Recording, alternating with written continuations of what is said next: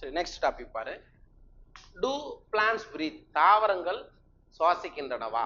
கண்டிப்பா சுவாசிக்குது. சரியா? என்ன பண்ணுது அப்படின்றத ஒரு இதுவா பார்க்கலாம். Well, the answer is to this question is not quite so direct. தாவரங்கள் சுவாசிக்கின்றனவான்றது சிம்பிளா, அது வந்து டைரக்டா கேட்கறாங்க.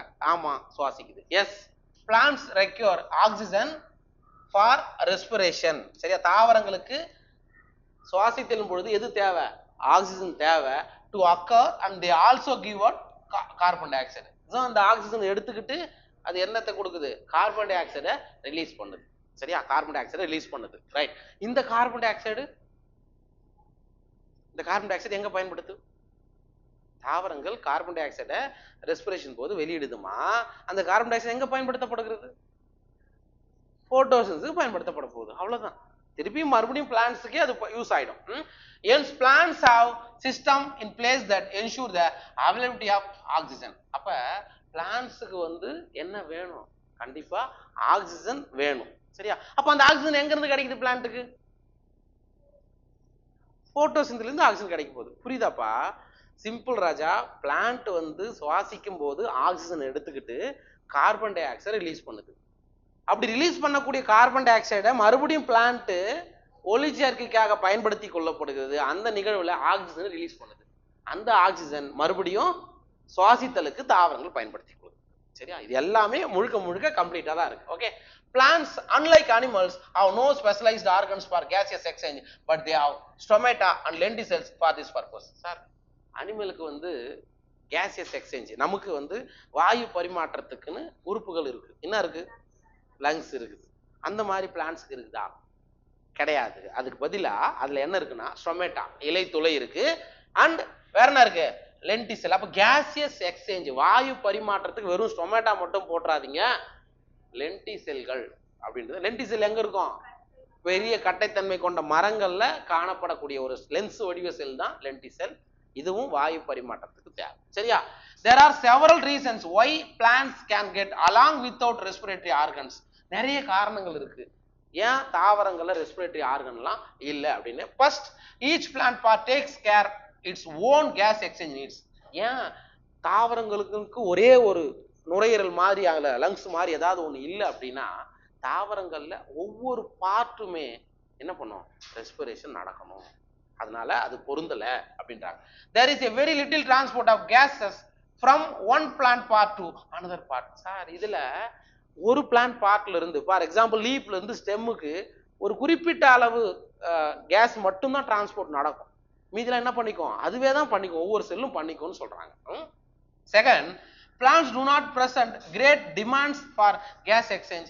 தாவரங்களுக்கு பெரிய டிமாண்ட்லாம் கிடையாது. இவ்வளோ கேஸ் உள்ள எடுத்துக்கிட்டு இவ்வளோ கேஸ் ரிலீஸ் பண்ணணும் அப்படின்ற டிமாண்டு கிடையாது. அதனால தாவரங்களுக்குன்னு என்ன இல்லை? ரெஸ்பிரேட்டரி ஆர்கன்னு ஒன்று இல்லைன்னு சொல்றாங்க. சரிங்களா? Roots, stems and leaves respire at rates far lower than animals too. Sir, விலங்குகள் சுவாசிப்பதை கம்பேர் பண்ணும்போது தாவரங்கள் இருக்கக்கூடிய வேர்கள், தண்டு, இலைகள் கொஞ்சம் பொறுமையா தான். பொறுமையா மீன்ஸ் ஸ்லோ ரேட் வந்து ரொம்ப கம்மியா தான் இருக்குன்னு சொல்றாங்க. Only during photosynthesis are large volumes of gases exchanged and each leaf is well adapted to take care of its own needs during these periods. அதாவது எப்ப சார் தாவரங்கள்ல மிக அதிக அளவிலான வாயு பரிமாற்றம் நடக்குது அப்படின்னா டூரிங் போட்டோசிந்தசிஸ், ஒளிச்சேர்க்கையின் போது. என்ன கேசஸ் எக்ஸ்சேஞ்ச் நடக்கும்? கார்பன் டை ஆக்சைடு உள்ள எடுத்துக்கிட்டு ஆக்சிஜன் வெளியிடப்படும். அதுதான் போட்டோசிந்தசிஸ் நடக்கிறது. அதுதான் மிக அதிகமாக நடக்கக்கூடிய ஒரு ஈவெண்ட் தாவரங்கள்னு சொல்றாங்க. அப்ப அதுக்காக எங்க நடக்குது? அது லீஃப்ல நடக்குது. சரி, அதுதான் நான் சொன்னேன். லீஃப் வந்து லேட்டரல் சைட்ல அமைஞ்சிருக்கணும். புரியுதா? ஸ்டொமேட்டா கீழே டைரக்டா அமைஞ்சிடலாம கீழே இருக்கணும். இதெல்லாம் நிறைய பார்த்துருப்பீங்க. சரிங்களா? அப்ப தாவரங்களுடைய இலைகள் அதோட நீடு தேவையில்லை, அது அதுவே பூர்த்தி செய்துக்குதா இல்லையா? செஞ்சுக்குது. When cells photosynthesize, availability of oxygen is not a problem in the cell since O2 is released within the cell. இங்க பாருங்களேன் சார், போட்டோசிந்தசிஸ்க்கு ஆக்சிஜன் தேவையா தேவையில்லையா? ஒளிச்சேர்க்கைக்கு ஆக்சிஜன் அவசியமா அவசியம் இல்லையா? அவசியமா.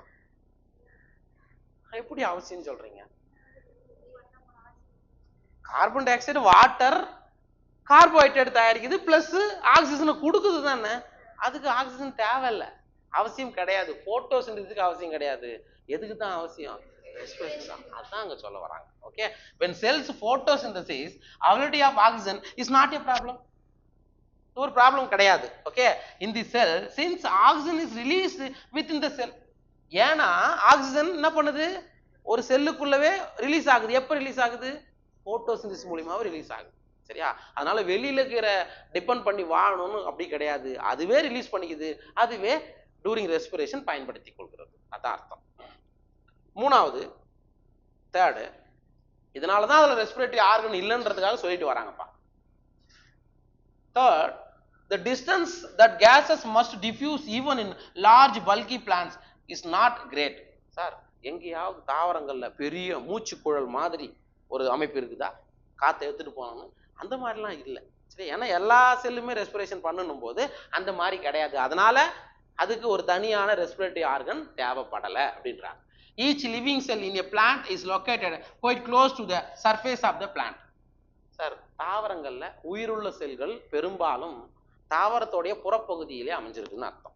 அப்ப புறப்பகுதியிலே சர்ஃபேஸ்ல அமைஞ்சிருந்தா ஈஸியா போட்டோசிந்தசிஸ் பண்ணும், ஈஸியா ரெஸ்பிரேஷன் பண்ணிடுமா? அதான் அவங்க சொல்றாங்க. சரிங்களா?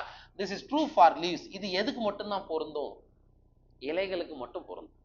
ஏன்னா லீஃப்ல தான் போட்டோசிந்தசிஸ் ஈஸியா நடக்கும். மற்ற ஆர்கன் பெரிய கட்ட பகுதியில போயிட்டு போட்டோசிந்தசிஸ் நடக்குமா? கிடையாது. சரிங்களா? ரைட். இது எதுக்கு பொருந்தும் அப்படின்னா லீஃபுக்கு மட்டும் பொருந்தும் அப்படின்றாங்க. You may ask, but what about thick woody stems and roots? நீங்க கேட்கலாம், சார் லீஃபுக்கு மட்டும்தான் நீங்க இந்த மாதிரி நிகழ்வுகள்லாம் நடக்கும் அப்படின்னா மற்ற பார்ட்டுக்கெல்லாம், சரியா, பெரிய கட்டைத்தன்மைக்கு, வேருக்கு, இதெல்லாம் என்ன ஆகும்? வேருக்குலாம் எப்படிதான் எனர்ஜி கிடைக்கும்? இங்கிருந்து தான் போகணும். சரியா? ஒரு இடத்துல இருந்து தான் இன்னொரு இடத்துக்கு என்ன ஆகணும்? மூவ்மெண்ட் ஆகணும் அப்படின்னு அர்த்தம். In stems, the living cells are organized in thin layers inside and beneath the bark. Sir, தண்டுகள்ல லிவிங் செல், உயிருள்ள செல் எங்க இருக்கு அப்படின்னா மேல வெறும் பட்டை இருக்கும். பட்டை டெட் ஆகும். டெட் கரெக்டா தானே? அது இறந்தது.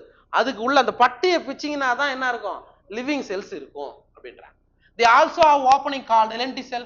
கரெக்டா? அந்த பட்டையை உயிரற்றது. அதுல உங்களுக்கு என்ன இருக்கும்? லென்ஸ் ஷேப்ல ஒரு செல் இருக்கும்.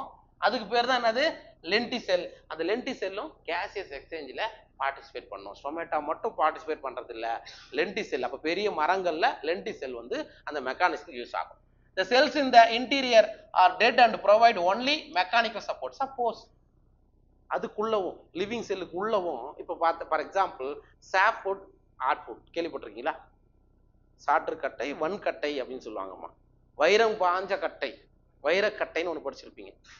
ஒரே பிளாக் கலர்ல இருக்கும். ஒரு கட்டையை கட் பண்ணி பார்த்தா பிளாக் கலர் இருக்கும். அது லிவிங்கா? நான் லிவிங். அதுதான் இங்க ஞாபகம். அது எதுக்கு யூஸ் ஆகுது? Mechanical support. அந்த தாவரம் நல்லா நிக்கணும், நிலைத்து இருக்கணும்னா அதுக்குதான் அதெல்லாம் யூஸ் ஆகுமே தவிர அது லிவிங் கிடையாது. அப்ப லிவிங் செல் பெரிய பிளான்ட்ல எங்க இருக்குது? பார்க்குக்கு கீழே இருக்குது. அவ்வளவுதான். அதான் அர்த்தம். The most cells of the plant have at least a part of their surface in contact with the earth. பெரும்பாலும் தாவரங்கள் இருக்கக்கூடிய செல்கள் மோஸ்ட்லி எங்க கான்டாக்ட் பண்ணிருக்கோம்? அதோட சர்ஃபேஸ்ல, வெளியில கான்டாக்ட் பண்ணிருக்கோம்னு சொல்றாங்க. சரிங்களா? This is also facilitated by the loose packing of parenchyma cells in leaves. அதனால தான் லீஃபோட அனாட்டமி நம்ம படிக்கும்போது கீழே ஸ்பாஞ்சி பேரன்கைமா பாத்தீங்களா, இந்த மாதிரி கேப் இருக்கும் பாத்தீங்களா? கேப் இருக்குங்களா? எதுக்காக அப்படின்னா ஈஸியா கேசியஸ் எக்ஸ்சேஞ்சஸ்லாம் ஈஸியா நடக்கும்ன்றதுக்காகத்தான் இந்த மாதிரி பேரன்கைமா செல்கள் எப்படி இருக்கும்? லூஸா பேக் ஆயிருக்கும் அப்படின்றாங்க. சரிங்களா? Loose packing of parenchyma cells in leaves. Stems, தண்டுகள்லயும் பேரன்கைமா நம்ம படிக்கிறோம்ல, இன்டர்செல்லுலார் ஸ்பேசஸ் இருக்குமா இருக்காதா? புறணி பகுதின்னு ஒன்று படிக்கிறோம்பா, கார்டெக்ஸ் ஒரு ரீஜன் படிக்கிறோம்ல, கார்டெக்ஸ் ரீஜன்ல இன்டர்செல்லுலார் ஸ்பேசஸ் இருக்குமா இருக்காதா? செல் இடைவெளிகள் இருக்கும். சரியா? அதுதான் அங்க சொல்றாங்க. which provide an interconnected network of air spaces. அங்கெல்லாம் என்ன பண்ணுது? ஒரு ஏர் ஸ்பேசஸ் கொடுக்குது, காற்றெல்லாம் உள்ள வைக்கிறதுக்காக. Okay. The complete combustion of glucose which produces carbon dioxide and water as end products yield energy, most of which is given out as heat. அதாவது என்ன சொல்றாங்க இங்க பாருங்க, குளுக்கோஸ் ஆனது முழுமையாக எரிக்கப்படும் போது, குளுக்கோஸ் ஆனது முழுமையாக எரிக்கப்படும் போது which produces carbon dioxide, okay, and water, புரியுதா, as end product. இதுதான் அதனுடைய end product கிடைக்குது. yields energy, வேற என்ன கிடைக்குது? எனர்ஜி, ஆற்றல் கிடைக்குது. which is given out as heat. Energy எந்த ஃபார்ம்ல? ஹீட்டா. ஒரு சில வந்து இப்போ நீங்க பார்ப்பீங்க, ஒரு இப்போ ஹெர்பிவோர்ஸ்ல இருந்து கார்னிவோர்ஸுக்கு எனர்ஜி போகும்போது ஒரு சில எனர்ஜி ஹீட்டா வெளியே போகும். அதெல்லாம் படிச்சிருப்பீங்க இல்லையா? அந்த மாதிரி ஒரு சில வந்து மேபி இந்த வந்து எனர்ஜின்றது இந்த அர்த்தம். ஓகே, அப்போ glucose plus oxygen during respiration oxygen பயன்படுத்தப்படுகிறது. எது ரிலீஸ் பண்ணுது? Carbon dioxide plus water, energy இந்த ஃபார்ம் ஆஃப் ஏடிபி. புரியுதா? இது வந்து கம்ப்ளீட்டா ஒரு குளுக்கோஸ் எரிக்கப்படும் போது நடக்கக்கூடிய நிகழ்வு. ஓகே ரைட், இதோட இருக்கட்டும். இதை கண்டினியூ வந்து நம்ம நெக்ஸ்ட் இதில்